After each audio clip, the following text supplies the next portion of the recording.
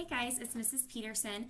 So I know that last week was Flex Week, and I know a lot of you guys got some stuff done, so that's awesome. Yeah, so today we're going to be talking about citing, because a lot with essays and a lot with English, you need to cite your sources. And that is super important because if you don't do that, that's considered plagiarism. Hence, you could see my last video where we talked about plagiarism a little bit.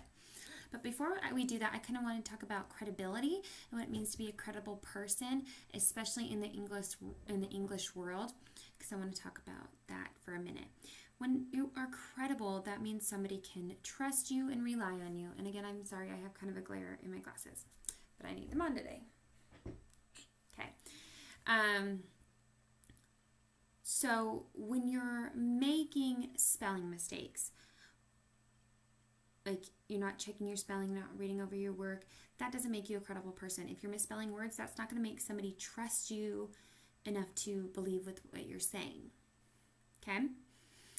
I mean, if I'm an English teacher and I'm spelling things wrong, I mean, it does happen, but if I'm spelling things wrong, you're not going to really trust my abilities to do English, right? Or if a math teacher can't even do a simple equation, you're not going to really trust them to be able to do their job. It's the same with you. I'm not going to be able to trust your response. I'm not going to think you're a credible person if you're not, checking your spelling, if you're not thinking thoroughly and writing your thoughts clearly. Also, if you're not citing your work, which we'll be talking about. That to me shows that you're not a credible person because you're going to borrow. Really, you're using somebody else's work. So that doesn't make you credible. There's a lot of other things that grow into credibility, like turning in things late, etc. But as far as for me, when we talk about credibility, you need to be able to spell things correctly. Again, we live in this digital age and you guys go to an online school. You have spell check right there in Odysseyware. Please use it. Just reread your work at least 3 times before you submit it so that you are being able to reiterate and to say what you want to say before you submit something. Okay, and again, if you haven't watched the other videos, please do so. I'm getting a lot of responses where I'm having to ask you guys to please, cite your sources or to clarify what you mean. I know a couple of you I've had to say, okay, well, what do you mean by that? Show me an allusion from the text. Show me a simile. Show me a metaphor. Show me a euphemism. And I shouldn't have to do that. You guys should be able to do that. So please watch my other videos, especially the T8C one, so that you guys understand and know what I expect from you in written response. Okay, so now we're going to talk about citing, which is so exciting.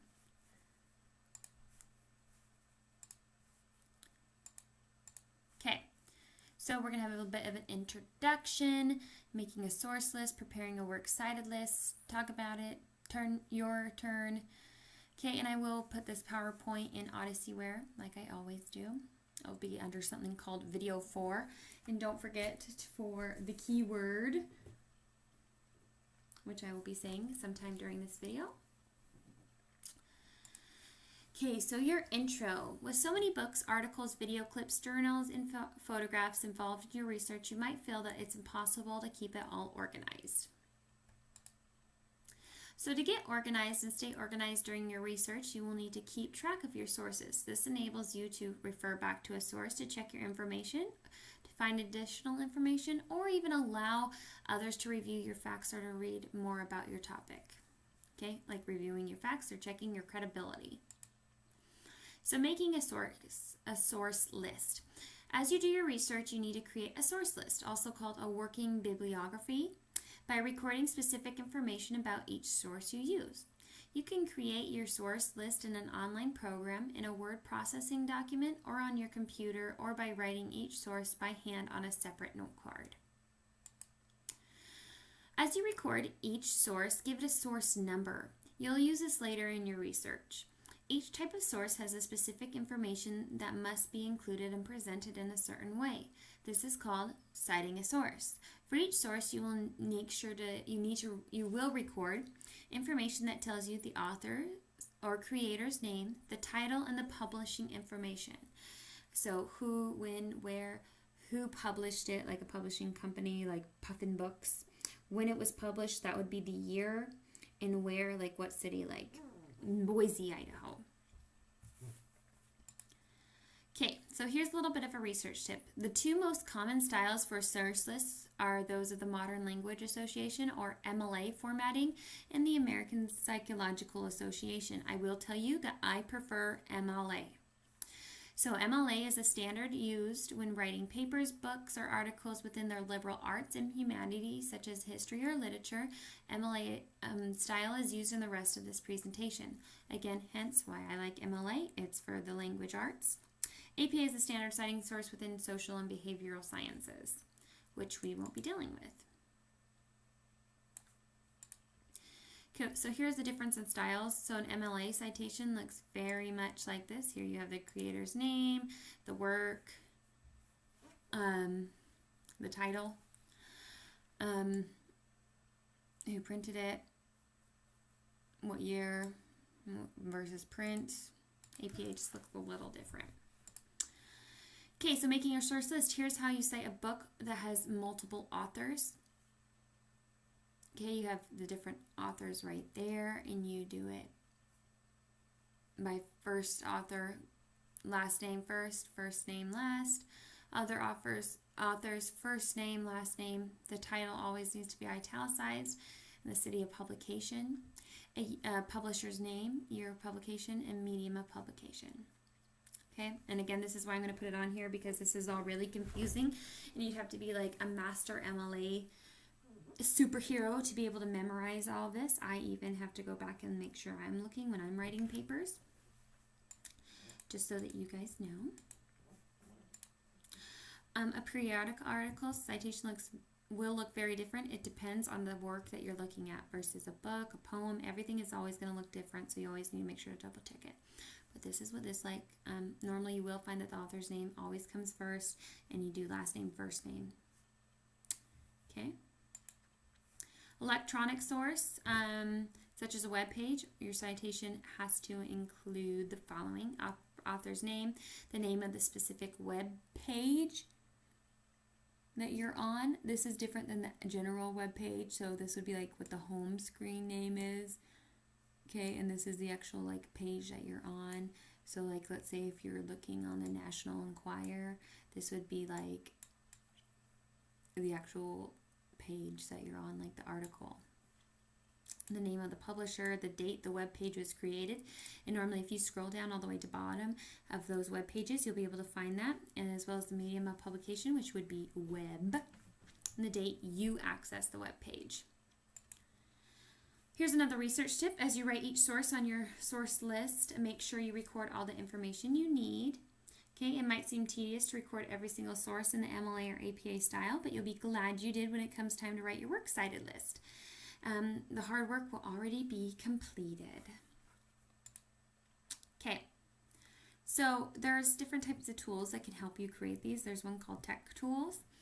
Or here's a tech tool from PBWorks. It's an online tool by which you set up your own free wiki to edit and share your information, which is kind of nice. If you're working on a group research project, you can create a wiki so all group members can create and add to the document, which is just kind of helpful. Creating PBWorks page has its advantages. PBWorks makes it easy for partners to add source lists, which is kind of nice. So you guys can all have it in one area. You can leave comments for each other and keep track of who's visited and edited pages, which is kind of nice. And it's just nice for you, like if you're researching things, even by yourself without a group project, you add it on here and you can put your own comments and thoughts in the moment, so you can go back and look at those and continue your train of thought. So when you go to prepare a works cited list or a works cited page, it depends on who you talk to. A works cited list is necessary in a research project for two very important reasons. Okay, research project, research paper. Just think we're in English. We're going to talk about it being a paper or an essay. You must give credit to the people whose ideas you use in your work. Failure to cite your source is called plagiarism. Again, we did a whole video about plagiarism, and is considered stealing. It makes locating sources easier. Your reader may want to check the accuracy of a fact you use or find out more information about your topic. Again, this is where credibility comes in. Preparing a works cited list, creating a works cited list from your source list is easy. Let's use this as an example. Okay, so you have each of these that you've already done and saved because you're going to do this after you find each piece of information. And then you need to first remove all the numbers and organize the sources into alphabetical orders. So when you're creating that little bibliography and you're numbering the sources, you're just going to remove those and then you're going to put them in alphabetical order by author last name. Okay, then you need to create one document titled Works Cited. Indent all the lines after the first line in a source. And if you ever want help, I know a nice little trick in Word to show you.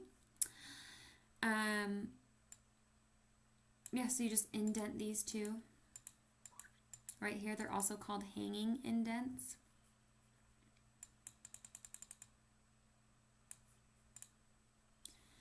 And there's also a thing called son of a citation machine. Remembering all the rules of citations can be complicated, but don't worry though, there's an online tool that can help.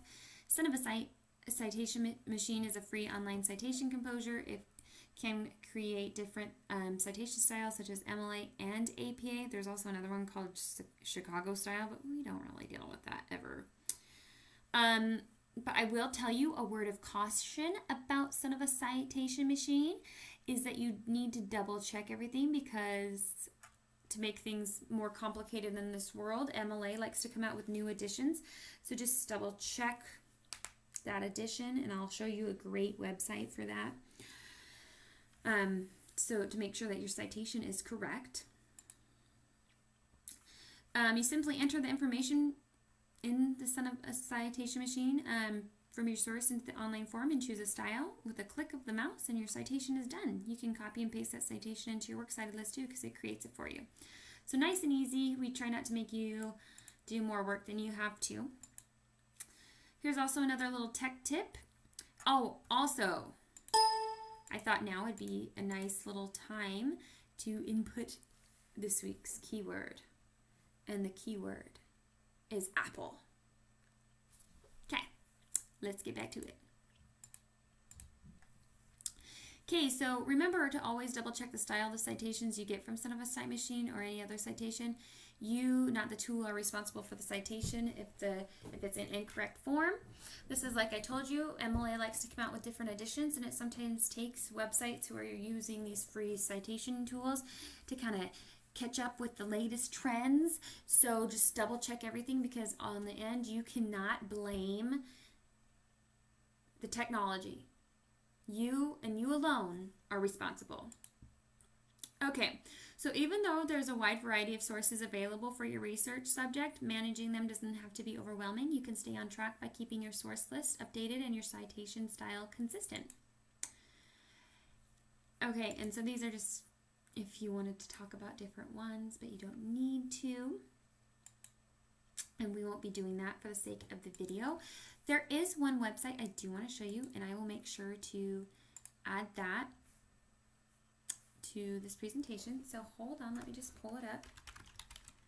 It is called Owl Purdue, and it is amazing. I don't know why more people don't use it as a resource. So I am going to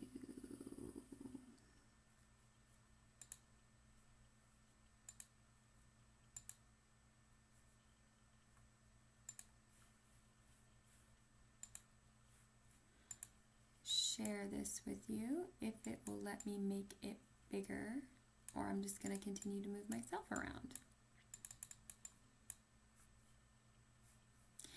Anyways, Owl Purdue, it's just this awesome little website. It's pretty great. And I wish I could make it bigger. I don't know why I can't. I'm just like moving my camera around. Oh, maybe because I need to click on it. Sorry guys, I'm still getting hip with technology too sometimes. Okay, Owl Purdue, and I will make sure to put this in the PowerPoint. Okay, so it's just a website, Owl Purdue. It stands for Online Writing Lab, and it has different MLA formatting and styling guide. It's really awesome. It shows you how to create a works cited page and different works. So like, let's say you want to know how to quote something, or what footnotes should look like, or even what a works cited basic page looks like. It tells you the rules, any new additions to MLA, how to list your authors. It's really amazing. It goes into books, periodicals, electronic sources. Everything is right here on this side. So you just need to look at it. It's amazing. It even gives you what example works cited page looks like. It's awesome. So I will make sure to put that into a nice little, I'll put it into this PowerPoint. I'm also going to show you guys real quick in Word how to do those little indents that the works cited needs you to do. So hold on, bear with me. I'm doing this on the fly. Very, very exciting. I need to find a citation long enough. Hold on.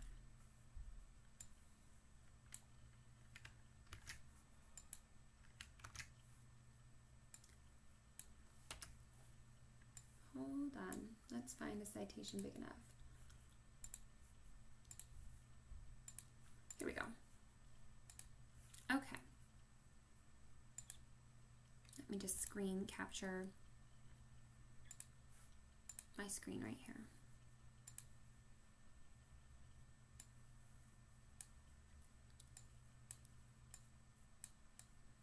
Okay, so hopefully you can see it. So here are two different citations, and MLA is always double spaced.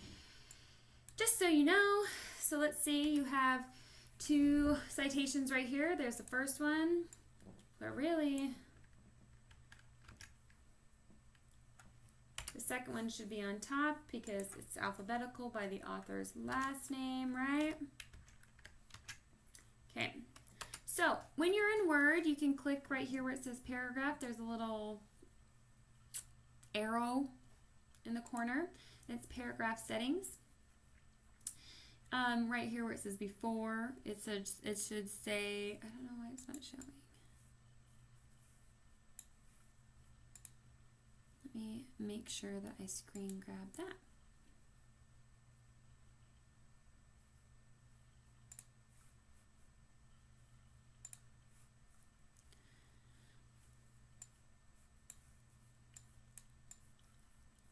Okay, so it'll tell you, let me make this bigger for you.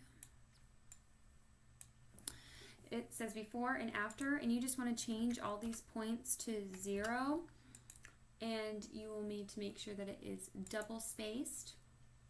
Okay. And then right here where it says special, you'll see it says first line. It'll either say first line or hanging. I don't know why it's not showing, but it will. If you click on the special area, it'll say first line or hanging. You'll click hanging at the bottom. You'll just hit OK, and look what happens. It makes a nice little hanging indent for you. So that's just a nice little tip and trick to use when you are making a works cited page using MLA. Again, use Owl Purdue. It's an awesome website to always double check your sources and to know how to cite anything. So that's pretty much it. Remember to be a credible person, double check, triple check everything before you send it in. We have spell check. You need to use it. I am docking points if you are misspelling common words that shouldn't be misspelled. Okay, so be aware of that. I understand if you misspell something that's big. I get it. You're not going to be at dock points for that.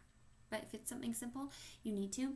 And just always double check your words and make sure that you are integrating quotes from the text you're reading into your responses. Because again, that helps with credibility. And don't forget the keyword is Apple this week. And I'm not 100% sure what we're going to talk about next week. I have a couple of different ideas. Again, if you need anything on Thursdays, 1:15 to 2:15 Mountain Standard Time, you can call me, email me, text me, leave comments on the YouTube video, and I'm here to help you. Also, same times on Tuesday, 1:15 to 2:15. That's when I'm available for you. Tuesday and Thursdays for you to contact me as like my office hours, because we haven't figured out how to have like a live class yet. Just so you guys know.